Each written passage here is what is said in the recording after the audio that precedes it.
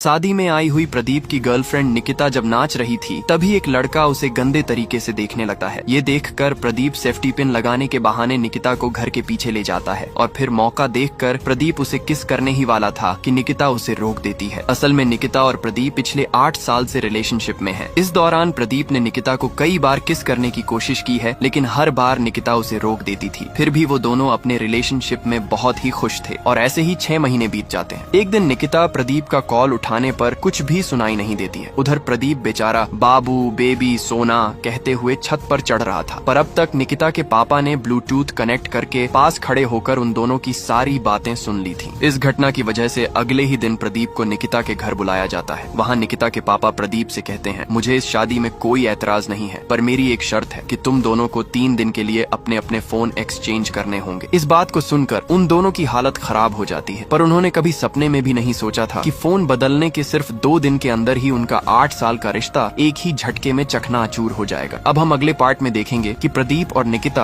आखिर अपने रिलेशनशिप। निकिता और प्रदीप की फोन एक्सचेंज हो जाने की वजह से दोनों बहुत ही घबरा जाते हैं कि कहीं एक दूसरे के सीक्रेट सामने न आ जाएं। लेकिन कुछ देर बाद वैसा ही होता है। निकिता के फोन पर किसी मामा कुट्टी नाम के बंदे का मैसेज आता है, जिसे देखकर प्रदीप उसके साथ चैटिंग करने लगता है और सामने वाला मामा कुट्टी बाबू सोना करते देख प्रदीप पूरी तरह हैरान हो जाता है, क्योंकि उसे पता चल जाता है कि अब तक निकिता उसे छूना लगा रही थी। अब ऐसे ही प्रदीप निकिता बनकर उसके साथ चैटिंग करता है, पर मामा कुट्टी बेचारा निकिता समझकर हर एक बात बताने लगता है। अब उसकी ये बात सुनकर प्रदीप डायरेक्ट निकिता को कॉल करता है। पहले तो वो उससे बहुत ही अच्छे से बात करता है, जिसे निकिता भी समझाने लगती है कि वो मेरा पास्ट है। फिर प्रदीप उसका सारा पोल खोल देता है और कहता है, लोगों के सामने तो तुम मुझे अपना बॉयफ्रेंड बनाती हो, लेकिन प्यार किसी और से करती हो। प्रदीप की बात सुनकर निकिता कहती है, देखो ऐसी कोई बात नहीं है, मेरे अंदर बस तुम्हारी ही फीलिंग्स हैं, बाकी किसी की नहीं। वो मेरा बीता हुआ पास्ट है। ये सुनकर प्रदीप कहता है, देखो तुम मुझसे झूठ मत बोलो, मुझे तुम्हारे बारे में सब कुछ पता चल चुका है। तभी निकिता ये सुनकर फूट फूट कर रोने लगती है और प्रदीप को सच क्या है समझाने लगती है। लेकिन प्रदीप का निकिता पर से पूरा भरोसा उठ जाता है, जिससे वो तुरंत फोन कट कर देता है। अब प्रदीप निकिता के घर आ जाता है और उसके पिता के सामने निकिता का सारा काला करतूत बताने लगता है। इसके बाद उनसे ये भी कहता है, आपकी बेटी ने मेरे अलावा और भी कई आशिक बना रखे हैं। प्रदीप की बात सुनकर निकिता के पापा थोड़ी देर सोचने लगते हैं। फिर प्रदीप उन्हें कहता है, अगले 4 दिन तक निकिता का फोन मेरे पास ही रहेगा और बदले में आप मेरा फोन निकिता को दे सकते हैं। पर निकिता ऐसा करने के लिए सहमत नहीं थी। तभी निकिता के पापा उसको बगल वाले कमरे में ले जाते हैं और निकिता से प्रदीप का फोन ले लेते हैं, जिसमें वो हिस्ट्री चेक करने लगते हैं। लेकिन प्रदीप जानबूझकर पहले ही सारा डेटा डिलीट कर दिया था। तभी निकिता के पापा निकिता से कहते हैं, इसके फोन में हम व्हाट्सएप इंस्टॉल करके बैकअप रिस्टोर करेंगे, जिससे हमें प्रदीप का भी सच्चाई पता चल जाएगा। ये सुनकर निकिता हैरान हो जाती है। फिर बाप बेटी प्रदीप के पास आते हैं और निकिता के पापा कहते हैं, तुम्हारा शर्त मुझे मंजूर है। इधर निकिता व्हाट्सएप बैकअप रिस्टोर कर लेती है, जिसे देख प्रदीप की हालत खराब हो जाती है। फिर सुबह निकिता उसका व्हाट्सएप चेक करने लगती है और देखती है कि प्रदीप तो कई सारी लड़कियों के साथ बात करता है। ये सब देखकर निकिता पूरा भड़क जाती है और प्रदीप को कॉल करती है और उसे खूब डांटती है। नेक्स्ट पार्ट के लिए अब प्रदीप की भी सारे काले करतूत के बारे में निकिता को पता चल चुका था और निकिता प्रदीप को फोन पर डांट कर उसे परेशान कर दिया था। इसीलिए प्रदीप दिमाग को ठंडा रखने के लिए सिगरेट मारने लगता है। अब ऐसे ही लड़ाई झगड़े में कुछ दिन बीत जाते हैं, लेकिन निकिता भी थोड़ा परेशान होने लगती है, कहीं प्रदीप के साथ उसका ब्रेकअप न हो जाए। इसी बीच निकिता का एक वीडियो भी वायरल हो जाता है, वो भी निकिता का एक पर्सनल और प्राइवेट वीडियो। ये वीडियो देखते ही देखते प्रदीप और उसके बाकी दोस्त तक भी पहुंच जाती है। यहाँ तक कि उसके पिता भी वो वीडियो देख लेते हैं। पर निकिता को कुछ भी समझ में नहीं आ रहा था कि आखिर यह वीडियो वायरल किसने किया। ये देखकर निकिता तुरंत अपने दोस्त को फोन करता है और इस वीडियो को किसी भी तरह डिलीट करने की मदद मांगता है। तभी इतने में ही उसका पापा आकर गुस्से में उसे डांटने लगते हैं, पर निकिता उनको समझाने की कोशिश करता है, लेकिन उसका पापा कुछ भी नहीं सुनते हैं। फिर उसे भला बुरा सुनाकर वहाँ से चले जाते हैं। अब निकिता इस बात को बर्दाश्त नहीं कर पाती है और रोते हुए घर से निकल जाती है। कुछ देर बाद निकिता का बहन प्रदीप को कॉल करके सारी बात बताने लगती है कि निकिता घर पर नहीं है, वो यह वीडियो देखकर कहीं चला गया है। मुझे तो बहुत ही डर लग रहा, वो बहुत परेशान है, कहीं वो कोई गलत फैसला न ले ले। अब नेक्स्ट पार्ट में हम देखेंगे अब निकिता उसके पापा से डांट सुनने के बाद अकेले कहीं घर से निकल गई थी। इसी वजह से उसकी बहन प्रदीप को कॉल करके सारी बात बताने लगती है। प्रदीप अपने दोस्तों से कहता है, तुम लोग निकिता के सारे दोस्तों को कॉल करके उसका पता लगाओ, मैं उसे ढूंढने जा रहा हूँ। अब प्रदीप उसे हर जगह ढूंढने लगता है, लेकिन निकिता का कोई भी पता नहीं चलता। कुछ देर सोचने के बाद प्रदीप को ख्याल आता है कि कहीं वो हमारी फेवरेट जगह पर तो नहीं है जहाँ हम दोनों मिलने जाया करते थे। इसीलिए प्रदीप बाइक स्टार्ट करता है और तेजी से वहाँ जाने लगता है। जब वो वहाँ पहुँचता है तो देखता है कि निकिता वहाँ अकेले बैठी हुई है। ये देख देखकर प्रदीप की जान में जान आती है और वो निकिता के पास जाकर बैठ जाता है। निकिता उसे देखती है तो रोने लगती है। प्रदीप उसे चुप कराता है। उधर प्रदीप के दोस्तों ने भी निकिता का फेक वीडियो बनाने वाले को पकड़ लिया था और उसके मुंह से सारी सच्चाई उगलवा ली थी और ये वीडियो उन्होंने प्रदीप को भेज दिया था। जब प्रदीप के पास ये वीडियो पहुंचता है तो वो वीडियो निकिता को दिखाता है, जिसे देखकर निकिता और भी ज्यादा रोने लगती है और ऐसे ही निकिता और प्रदीप दो